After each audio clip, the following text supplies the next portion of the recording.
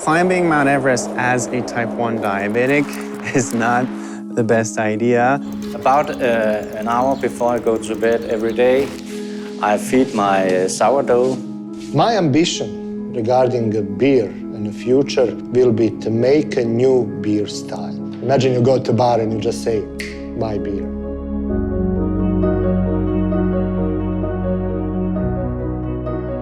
When you're determined to brew the world's best beer, you discover a thing or two along the way. In 1883, Carlsberg discovered how to isolate a pure yeast culture.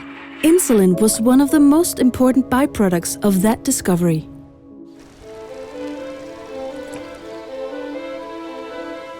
When I was 22 years old, everything changed. I was diagnosed with type 1 diabetes. I wanted a family, I wanted a career, I wanted to travel and see the world. And I was really scared that being a type 1 diabetic would make all of that impossible. I do not produce insulin anymore. Therefore, I have to inject it. I wear the pump 24/7. It's my pancreas. I wouldn't be alive without insulin. That's the short of it.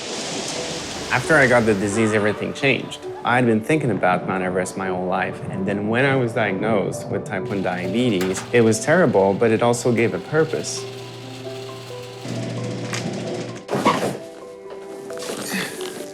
There you go.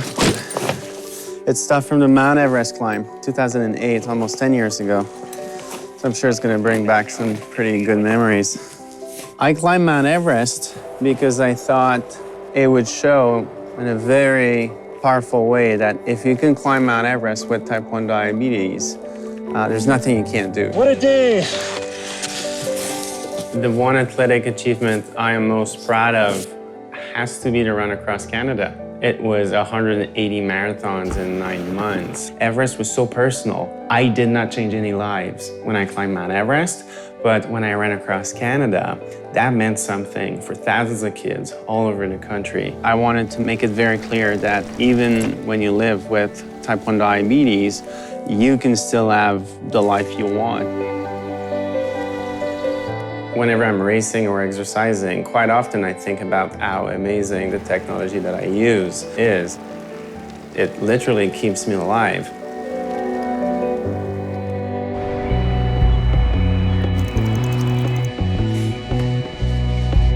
Lars, he was baking all the time at home, really all the time. And then at the end, I was tired of all the flowers all over. And I was like, either you stop or become a baker. My name is Lars and I'm 42 years old. Me and my wife Anna own this bakery. Making the perfect bread doesn't exist, you know, it's something that's in your mind.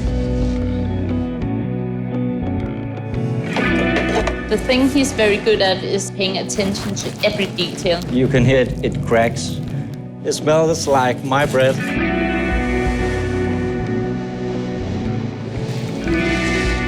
When you're working with a conventional yeast, you're working with a medium that works predictable.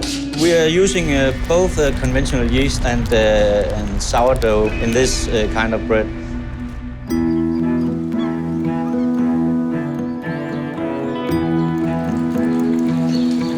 Yeah, Lars, he brings the sourdough everywhere.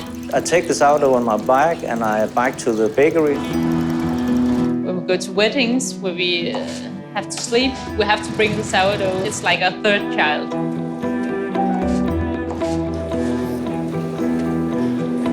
It's 100% dedication, and you can feel it on his mood when he has the good bread days. He's very happy, and you can feel when something is not the way he wants to, it affects him a lot.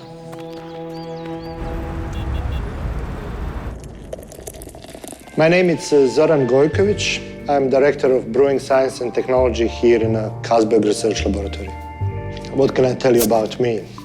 Born and raised in former Yugoslavia.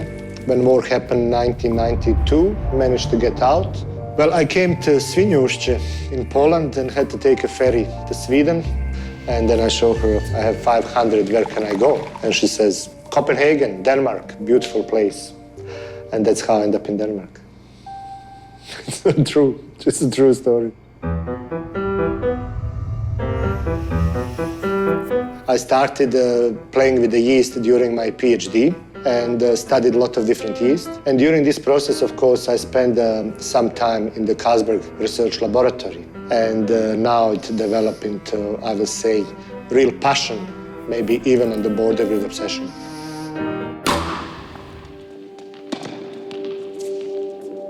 Now in Denmark, yeah, I lived longer time here than in my old country. I have a wife, I have 2 kids, so every week we train tennis.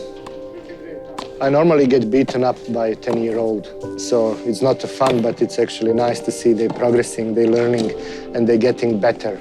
And as a work or anything in the life, more you do something, better you get. In 1883, Christian Hansen actually purified yeast here in this laboratory. It is very important for a lot of different industries. Wine, medicine, all the research actually advanced because of this hugely important discovery. J.C. Jacobsen and Carlsberg never patented such a discovery, but they just share it with the world for free.